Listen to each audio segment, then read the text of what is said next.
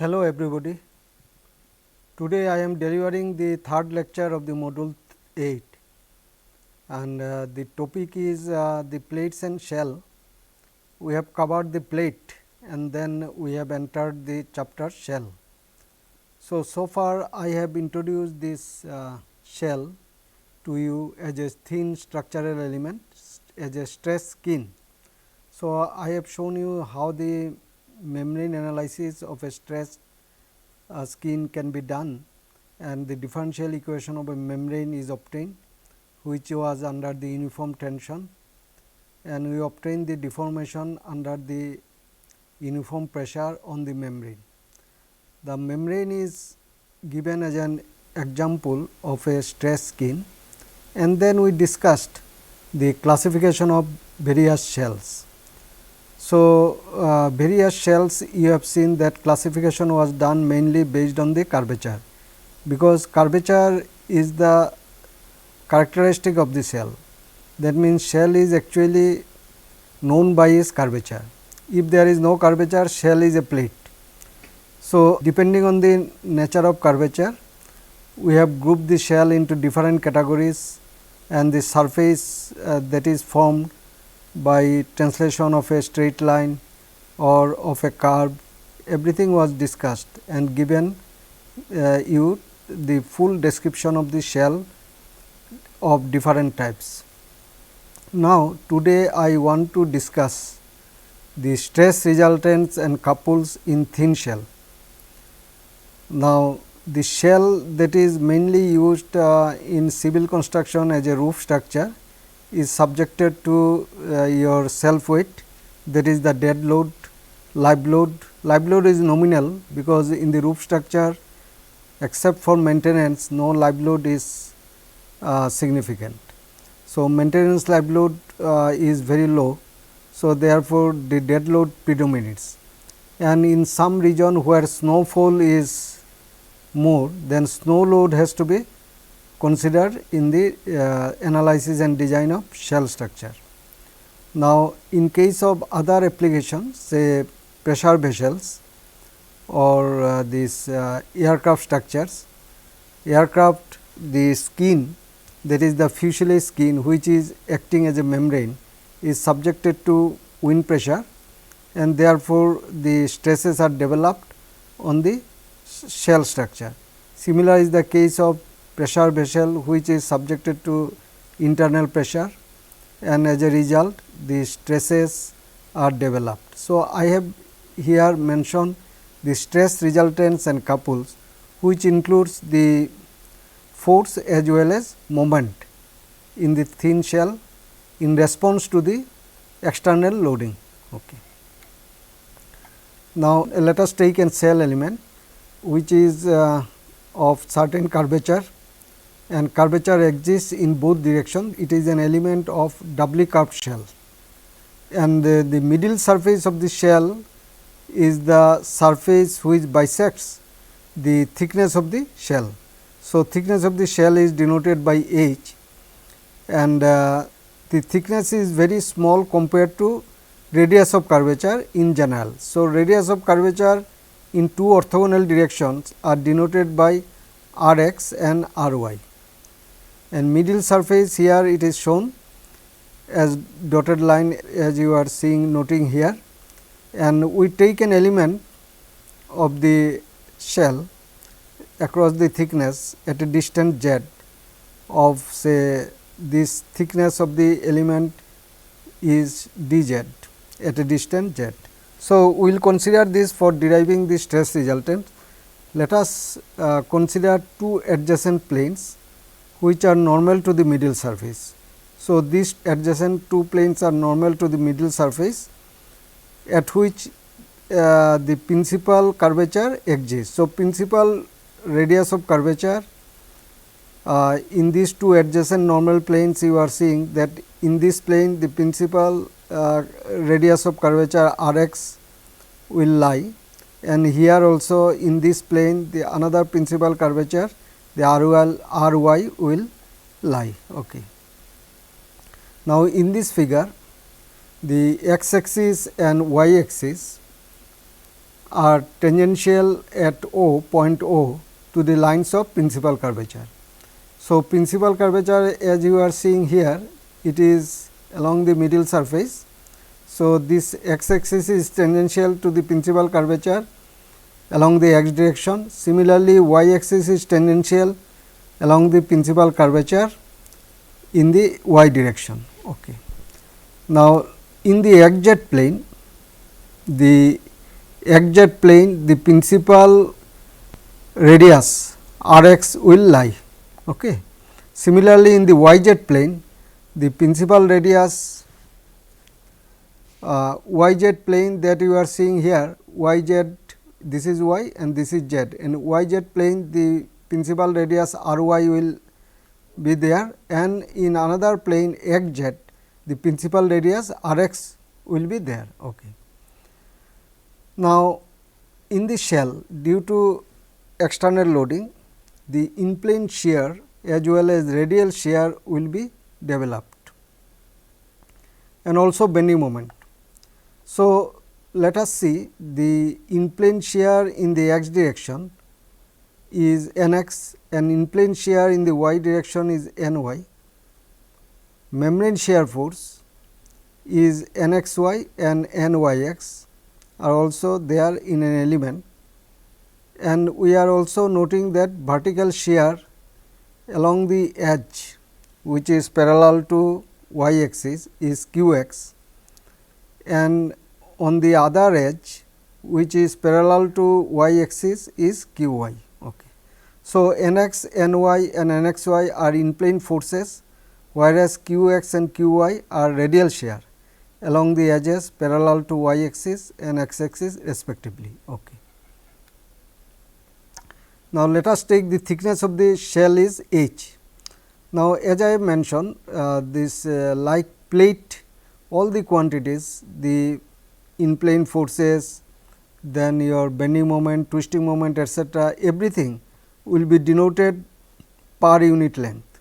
So, therefore, n x is also expressed in terms of per unit length. For example, the force unit is Newton, then n x will be Newton per meter if the length unit is taken is meter or millimeter, whatever you call.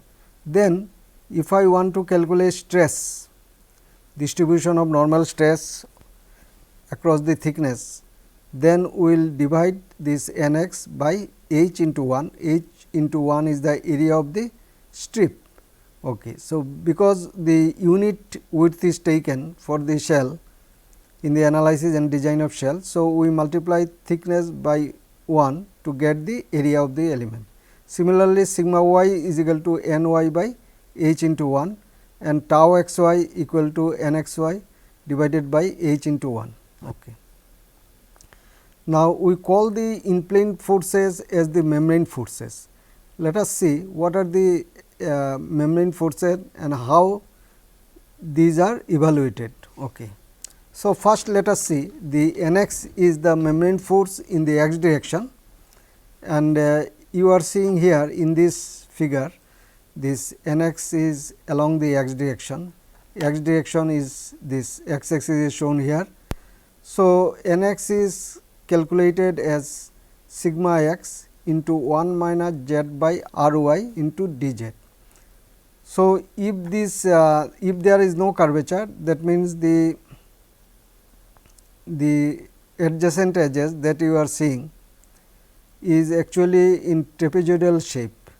So, this is due to curvature, and therefore, to account for curvature this term is there minus z by r, and in the appropriate direction. Say we are calculating this normal stresses along the x direction. So, along the x direction, that is actually your y z plane, and in this y z plane you can see that r y radius of curvature is lying. So, therefore, sigma x into 1 minus z by r y integration d z, and limit will be minus h by 2 to h by 2, because h is the thickness of the shell, and if we take an element at a distance z from middle surface, then we have to integrate it from minus h by 2 to plus h by 2 if middle surface is taken as the reference.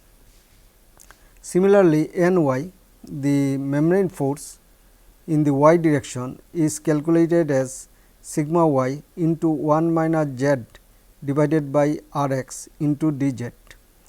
Integration limit is minus h by 2 to plus h by 2. N x y will be developed because of shear stress. So, shear stress tau x y is taken here, and N x y, you are seeing that N x y is acting along this edge which is parallel to the y axis. So, therefore, this r x factor is coming here, that minus z by r x, this term is there, and 1 minus z by r x, this is actually due to curvature. So, when this is curvature is very small, that means the radius of curvature is very large. In that case, z by r y or z by r x can be neglected, because this will be small in comparison to 1, and this factor can be omitted. So, this N x y, the another component of membrane force, that is the membrane shear force, is given by tau x y into 1 minus z by r y into d z minus h by 2 to h by plus h by 2 is the limit of integration. Okay. Similarly, M n y x is the membrane shear force along the direction that is parallel to x axis. So, n y x that you are getting here, tau y x 1 minus z by r x into d z. Okay. Now, minus h by 2 to h by 2 is are the limits of the integration. Now, here tau y x should be equal to tau x y, but you can see that n x y in general is not equal to n y x, because the two curvature may be different, because here minus z by r y and here you are seeing minus z by r x. So, when this factor, this z by r x or z by r y is to be taken in shell analysis, then your n x y and n y x is not equal. Okay. Radial shear we express in terms of again integration, because the vertical shear stress, that is tau x z, is taken here, and if the distribution is known along the thickness, then the q x is developed due to tau x z. So, tau x z is this force, that is the vertical shear stress. So, tau x z into 1 minus z by r y d z, and it is integrated in the limit minus h by 2 to plus h by 2.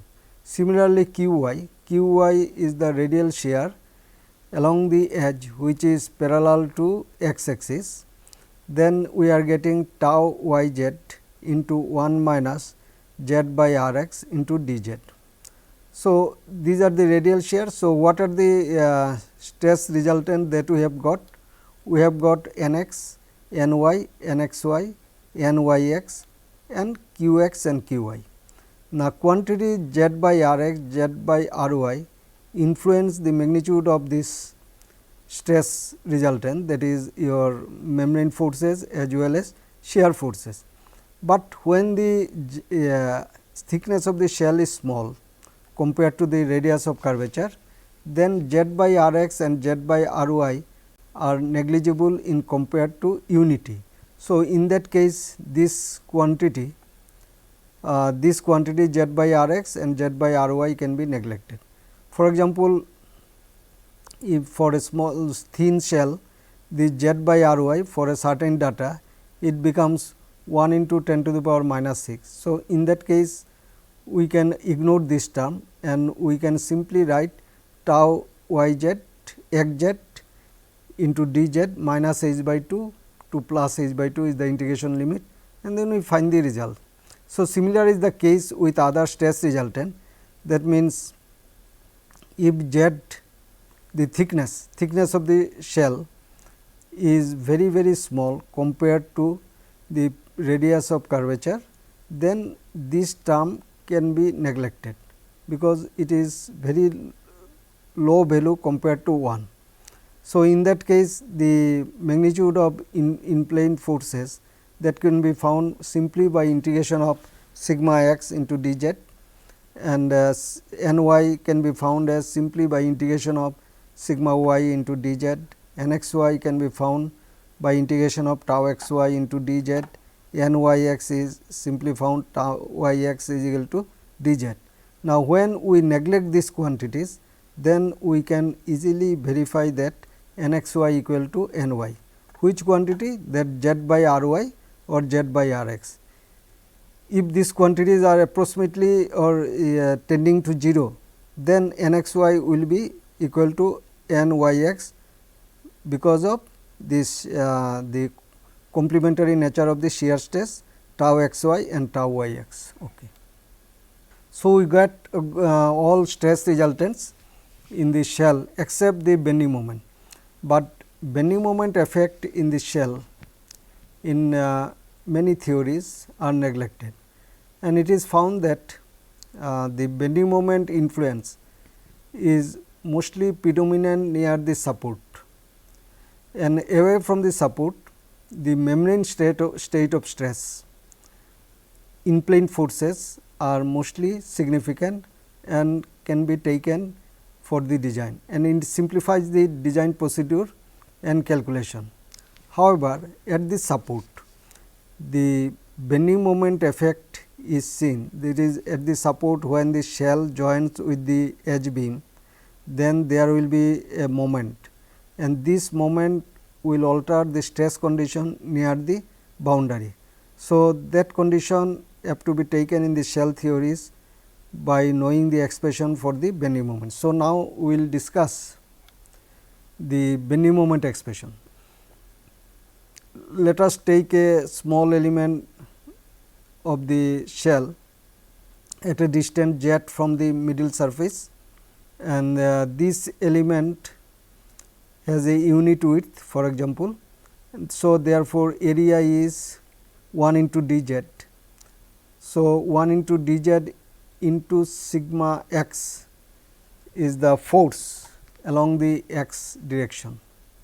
So, now this force multiplied by the lever arm z, that is we are taking the moment of the forces about the neutral axis, about the middle surface, which is analogous to the neutral axis. So, neutral axis in case of beam. So, here we are taking it as a middle surface, but the properties of middle surface is that there the stresses are 0 and all the quantities are actually referred to in the middle surface. So, here if we take z is the distance of the element from the middle surface, then moment of the force is sigma x into d z into 1, and this factor is taken because of curvature. Okay. So, in the x direction, if I see this curve, the radius of curvature is r y. So, r y factor is there. Okay. Now, we can write the expression for m y if we know the normal stress along the y direction. So, in that case sigma y into 1 minus z into r x. So, here the principal radius is r x into z into d z will be your m y, and m x y is developed due to shear stress. So, twisting moment is given by tau x y into 1 minus z by r x y into z d z. Now, all the quantities that you are seeing r y r x and r x y is due to curvature. So, when the thickness of the shell is small compared to the radius of the curvature, then these quantities are negligible and we get a very simplified expression. Now, here the quantity r x y is nothing but your twist curvature. So, that twist curvature we have seen in case of small deflection, that is the if z is the shell surface, then del square z by del x del y is the twisting curvature. Okay. Now, let us discuss what will be the stress strain relation in case of thin shell. Okay. We assume the linear elements AD and BC, which are normal to the middle surface, remain straight and become normal to the deformed middle surface of the shell. So, this assumption is familiar to you, as we have seen in case of plate also. So, linear element AD and BC, AD is an element you are seeing here. So, along the edges, two adjacent edge are AD is a common element. So, similarly, element BC here you are seeing the element BC, and which are originally normal to the deformed middle surface before deformation. After deformation also remains normal and also straight, and it is also further assumed. So, there will be no extension of this normal, that means normals are inextensible. In that case, the strain in this direction, normal direction, is to be taken as 0. Okay. Now, this r x and r prime x are the radii of curvature or curve in the undeformed and deformed states respectively. So, now we distinguish the curvature by two notation. One is before deformation, because shell has original curvature. So, this is a element which has initial curvature. So, r x is the original curvature of the shell, radius of curvature of the shell, and r prime x is now the curvature which is formed after deformation of the shell, after deflection of the shell. Okay. So, if this is so, then normal strain produced due to bending of the lamina, if we take a lamina in this middle surface, then we can see that epsilon x equal to that, we can see that normal strain due to bending is minus z into curvature. Now, here curvature is modified,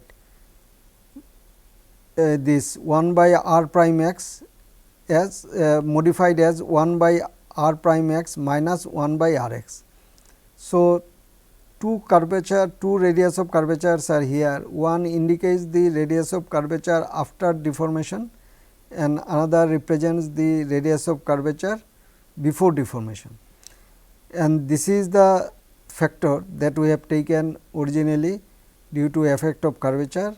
So, 1 minus z minus r x. Okay. Now, suppose the z is the thickness is very small compared to your radius of curvature, then these quantities will be neglected, the z minus r x will be neglected. So, in that case, the normal strain produced due to bending will be epsilon x equal to minus z into curvature along the x direction. So, this is, you can tell the effective curvature, you can take it as a effective curvature as the difference of the curvature after deformation and the curvature before deformation. Similarly, we can say that epsilon y, the normal strain produced due to bending along the y direction, equal to minus z divided by 1 minus z by r y into 1 by r prime y minus 1 by r y. So, again this factor is due to curvature effect, and one term, that is 1 by r prime y is the curvature after deformation, and 1 by r y is the curvature before deformation.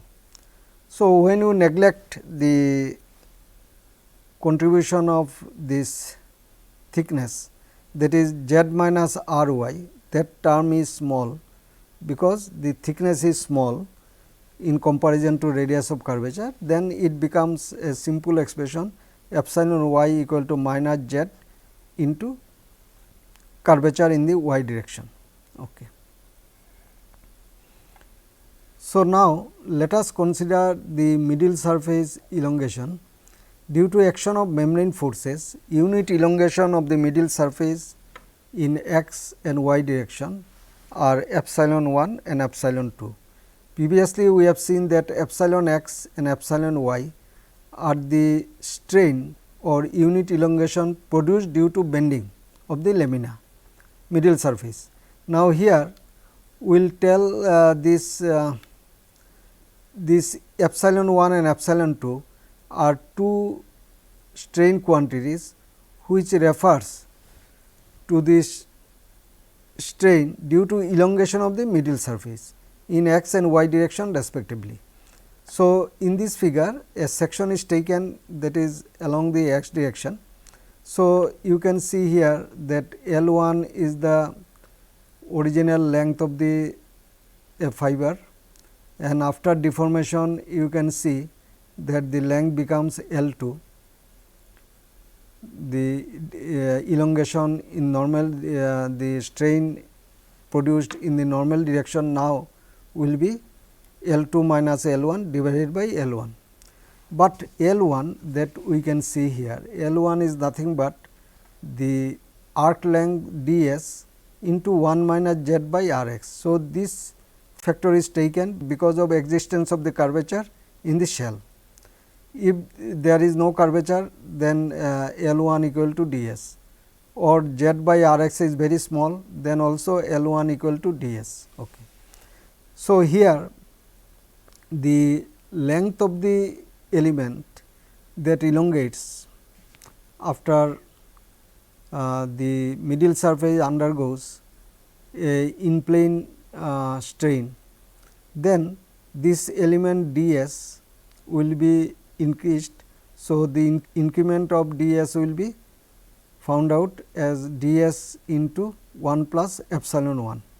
So, this is the new length of the element d s, and therefore, L 2 is found as d s into 1 plus epsilon 1 into 1 minus z by r prime x. R prime x is taken because this refers to the curvature, radius of curvature after deformation of the shell. Okay. So, then the unit elongation along the x direction due to middle surface stretching is nothing but L 2 minus L 1 divided by L 1. Now, substitute the value of L 2 here from this equation to here, and also the value of L 1 to this equation and here.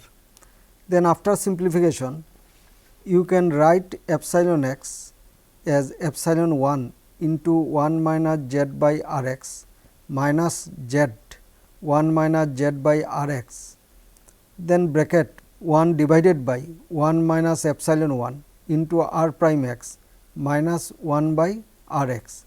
Now, you can this expression is obtained just by substituting this L 1 and L 2 in this expression and simplification.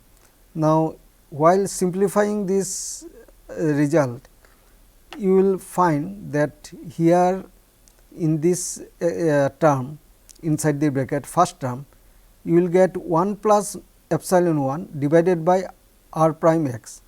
This factor was originally not there. It will be the factor 1 plus epsilon 1 will be appearing in the numerator, and denominator no factor was there, only r prime x was there. But if I multiply 1 plus epsilon 1 by 1 minus epsilon 1, that is, if I multiply the numerator and denominator of this expression by 1 plus epsilon 1, then in the numerator this factor will be 1 minus epsilon 1 square and denominator 1 minus epsilon 1. Now, since this strain is small, epsilon 1 is a small quantity. So, epsilon 1 square is neglected. So, ultimately final expression becomes this z minus epsilon 1 divided by 1 minus z by r x minus z divided by 1 minus z by r x bracket 1 by 1 minus epsilon 1 r prime x minus 1 by r x. So, this term that you are seeing 1 minus z by r x or 1 here 1 minus z by r x is due to your the curvature of the element.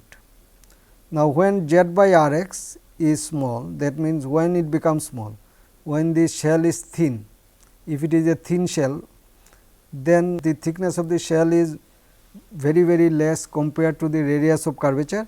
So, in that case z by r x is is neglected, is a negligible quantity, that means it is very small compared to 1.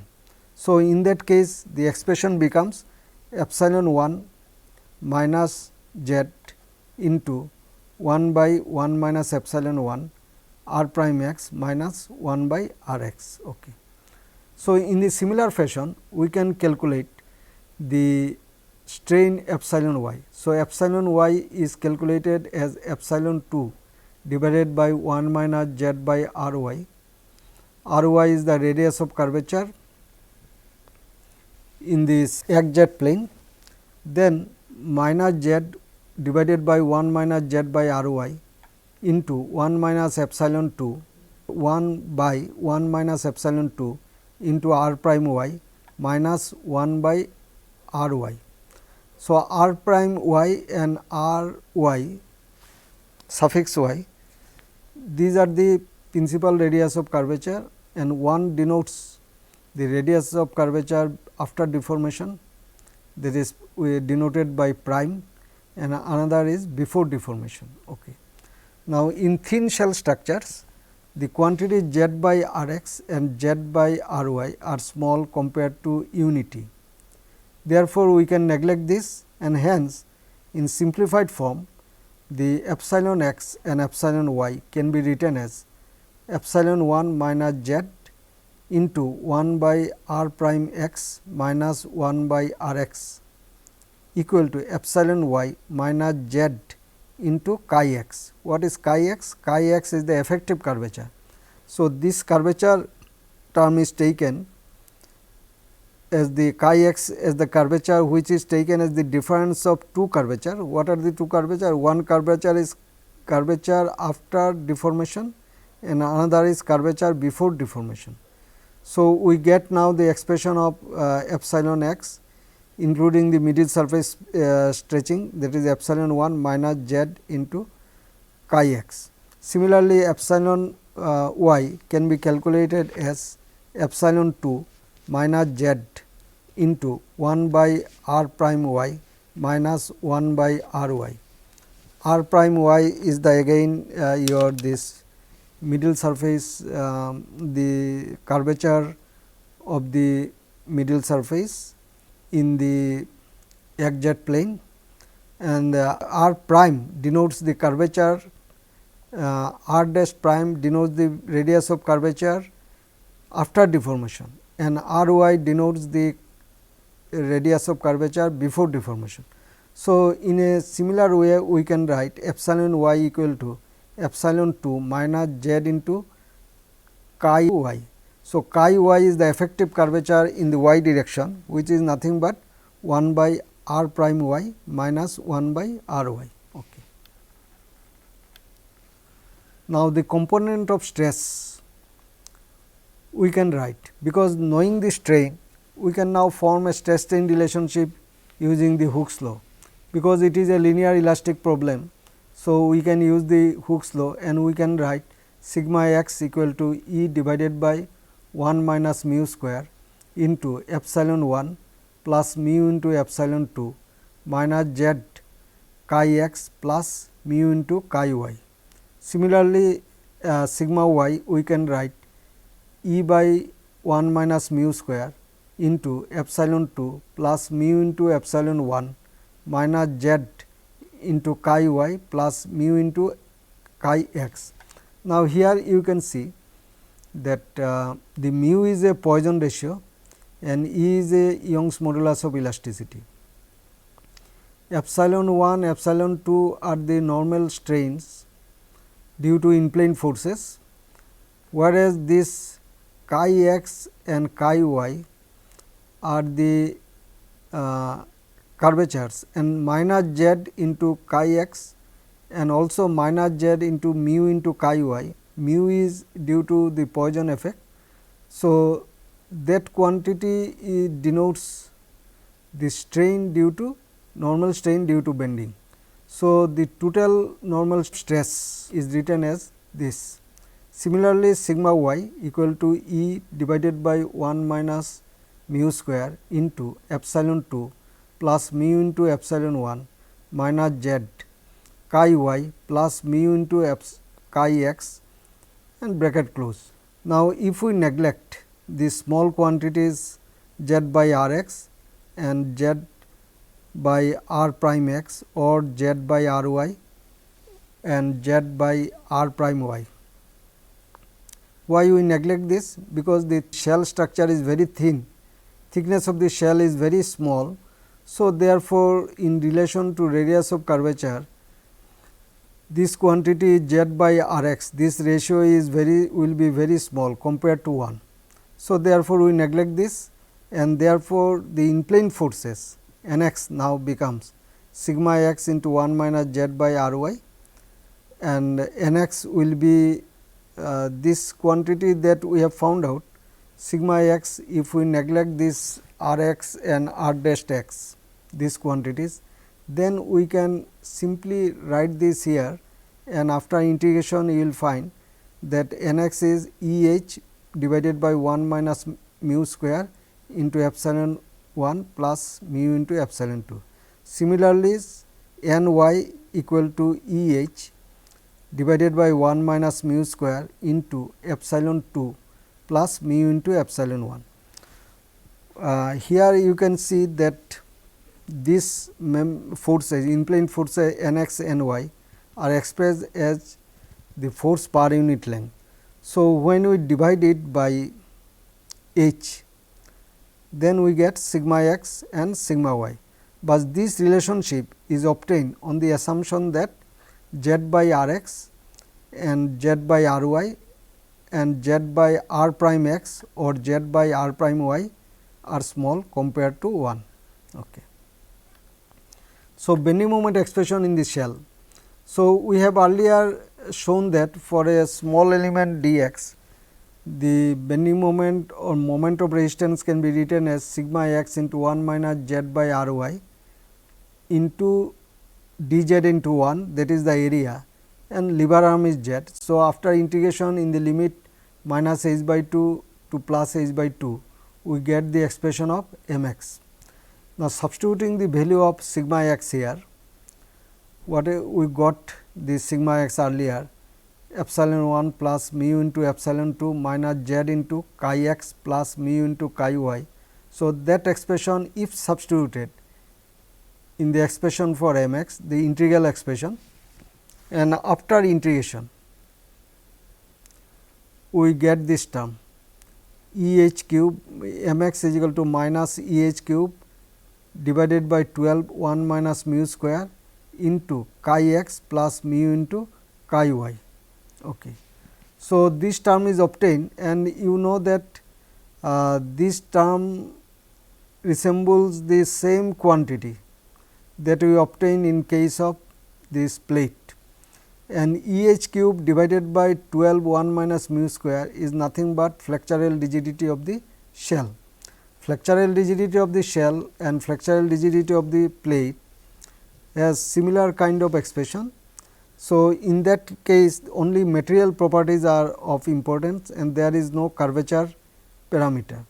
Though we neglect in some analysis this bending moment in the shell, but the flexural rigidity is also important for shell, because shell is very rigid structure and the high strength weight ratio for the shell is a salient feature.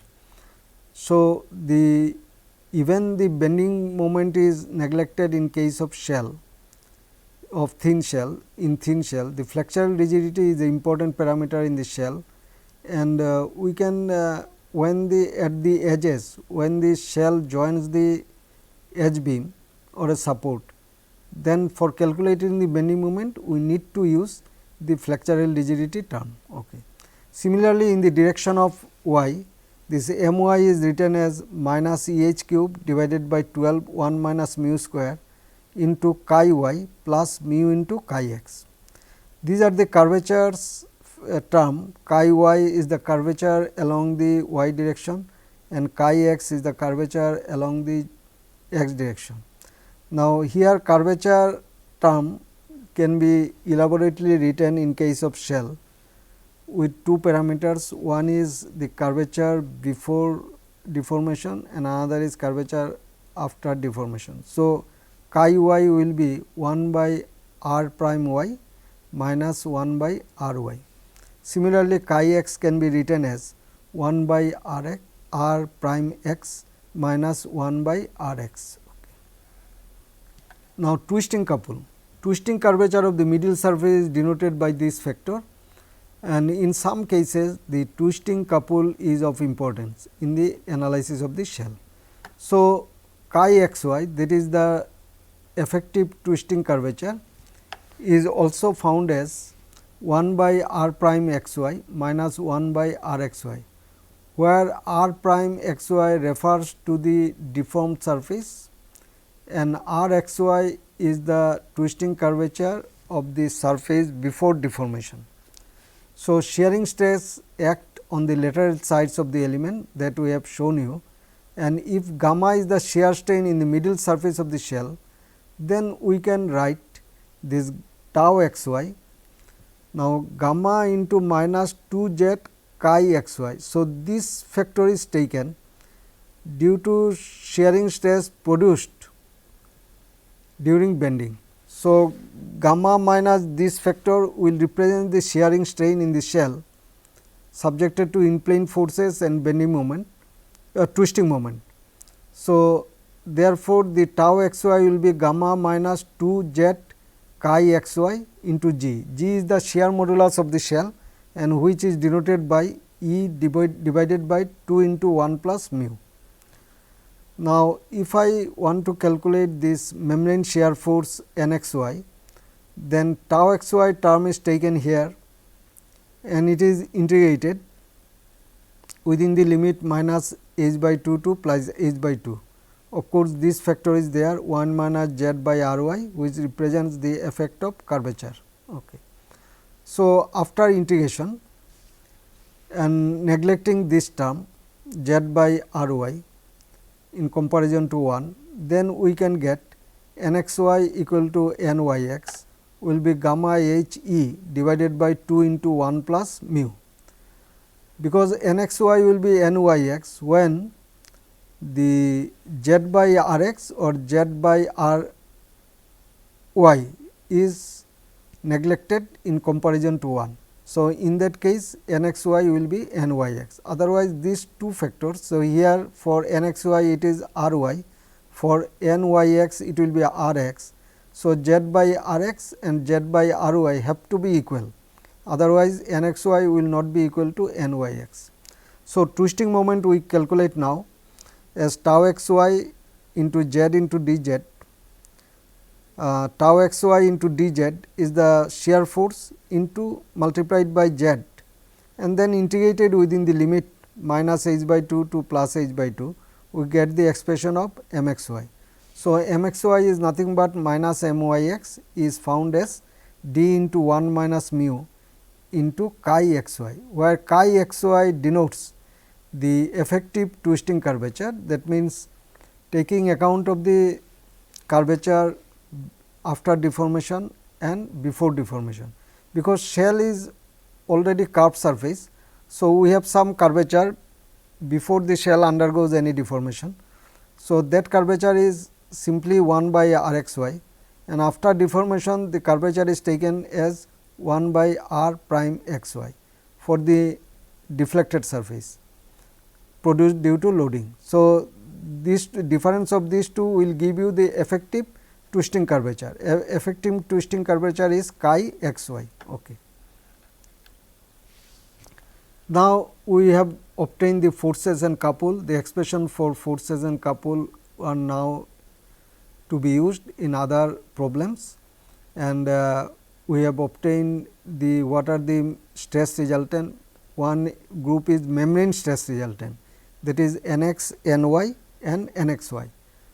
So, this state of stress in shell is mostly accepted in design, because these are found to be predominant in case of shell, thin shell.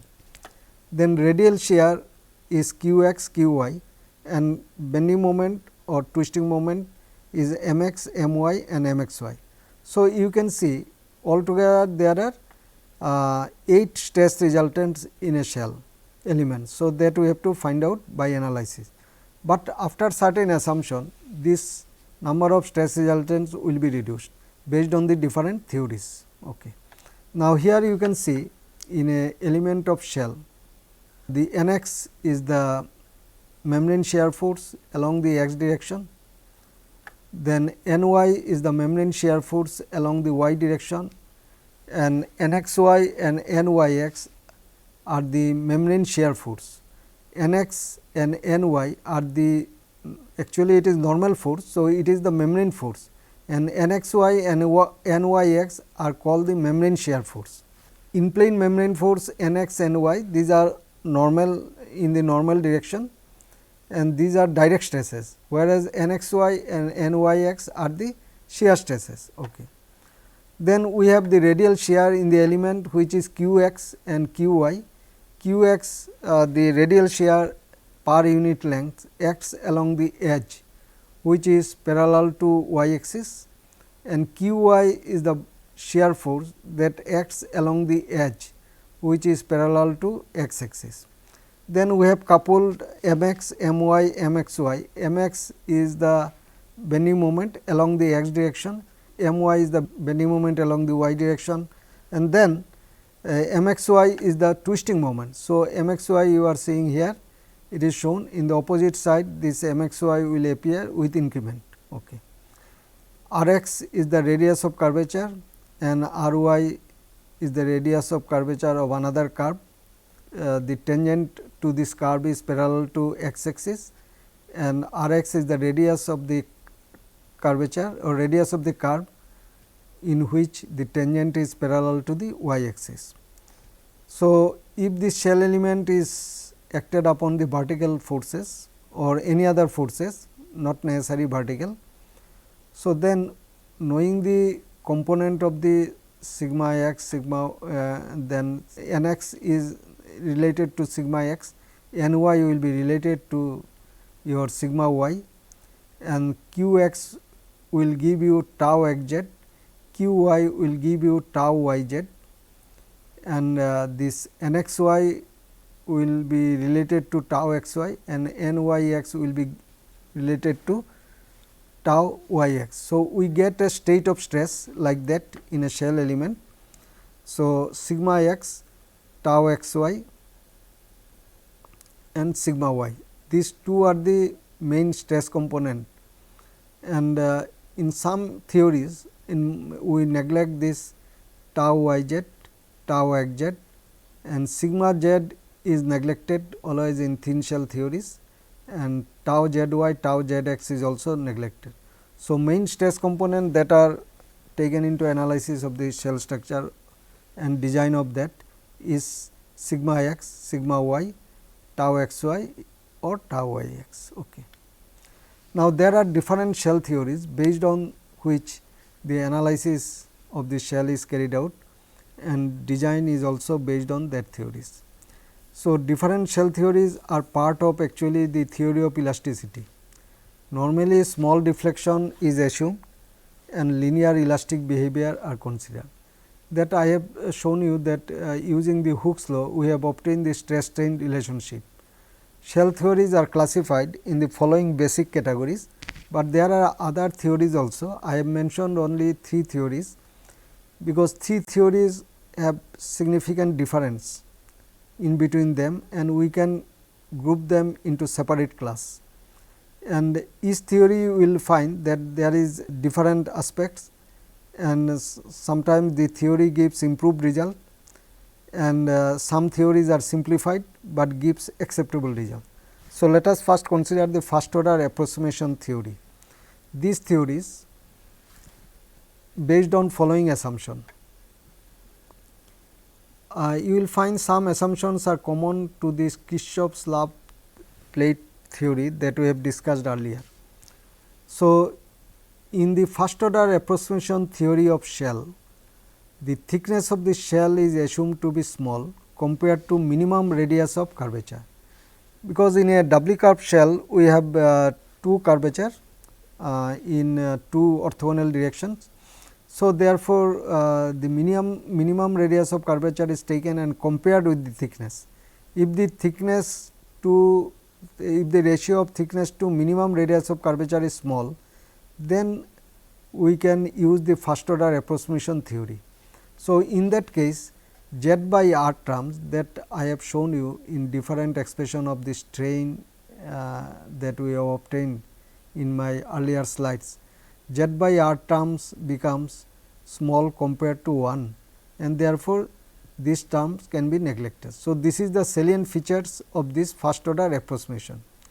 Linear elements normal to the unstrained middle surface, that is before deformation, remain straight and do not undergo extension. So, this assumption is similar to Kirchhoff-Love hypothesis that we have earlier found, and also the component of stress along normal to the middle surface is ignored.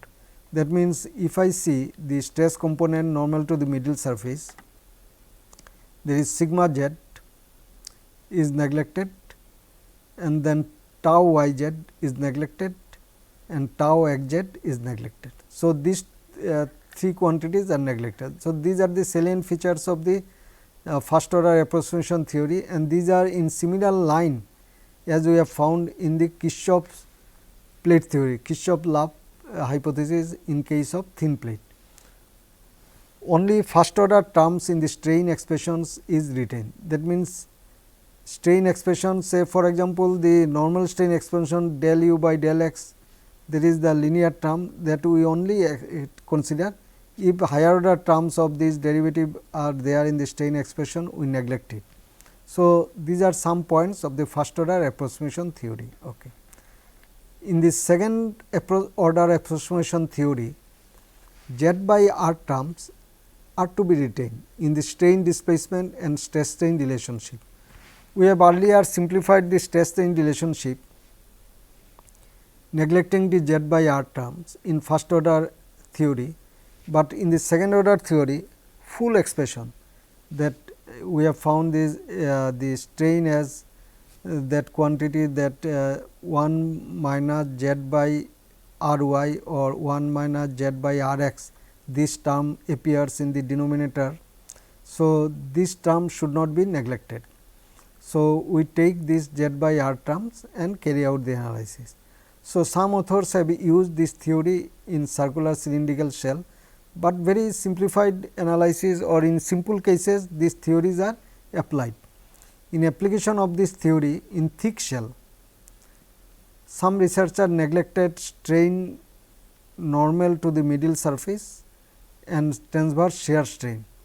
So, if one neglects the strain normal to the middle surface and transverse shear strain, this shows that this theory is in line with the Kirchhoff-Love hypothesis, and that shows the normal to the middle surface remains normal after deformation and is inextensible and remains straight to the normal and straight to the middle surface. Okay. The third theory, that is the membrane theory of shell, is very popular in the analysis and design of shell. In most of the design offices, the membrane theory of shells are adopted, because this gives simplification in the analysis and also produces the result which are reasonably accurate and acceptable for practical design. So, in this approach, shells are idealized as stress skin which has small flexural rigidity. That means, the bending resistance of the shell is neglected. So, the load is resisted mainly by the in plane forces. So, in plane forces that are denoted by Nx, Ny and Nxy. Nx, Ny are the direct stresses and Nxy are the shear stresses. So, Nx, Ny, Nxy will be responsible for resisting the load that acts on the shell. Bending and shear, that is Qx, Qy, Mx, My and Mxy are neglected in this theory. So, this theory gives a very simplified approach for the designer, and the results are obtained without difficulty. These calculations becomes less. At the edges, this membrane stress condition may not be fully satisfied, but away from the edges the results are fairly accurate and gives the reasonable result and can be accepted to determine the thickness, and in case of reinforced concrete shell the reinforcement steel area based on this direct stresses n x and y. Okay. Thus, we can see that there is marked difference in structural action with plate or slab which carries load by flexure, that in case of plate or slab that we have seen earlier, that is mainly a flexural element and the bending moment are developed, the moment of resistance are developed to resist the load, but this is not the case of thin shell. In thin shell membrane forces, the imprint forces are main resisting forces for the external load. The membrane action of the shell is possible if H by R minimum is less than 1 by 20. So, that ratio is prescribed by this various code of practice, and we can take the standard that membrane analysis can be done if H by R minimum is less than 0.05. But in practical situation, shells are actually finite size terminating at their edges, and sometimes the stiffening girders may be there or maybe without stiffening girders. In such cases, to maintain the membrane state of stress is not possible. So, bending stress have to be considered in the vicinity of the support. So, that we have to take, and membrane theory of shells are very well adopted in case of say a spherical dome or a surface of revolution of thin elements, and except near the edge, and also in case of pressure vessel, say a spherical vessel subjected to internal pressure, the uniform state of stress is produced, and as a hoop tension the load will be resisted. But if the ends of the shell are fixed, then the disturbance at the edges will be there, and this will be actually producing the bending effects in the shell, and therefore, membrane state of stress will not be valid near the supports. However, the membrane theory of shells are well accepted and used for design of many important shell structure also.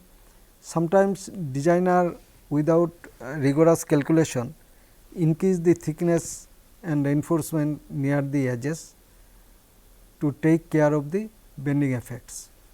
Thank you very much.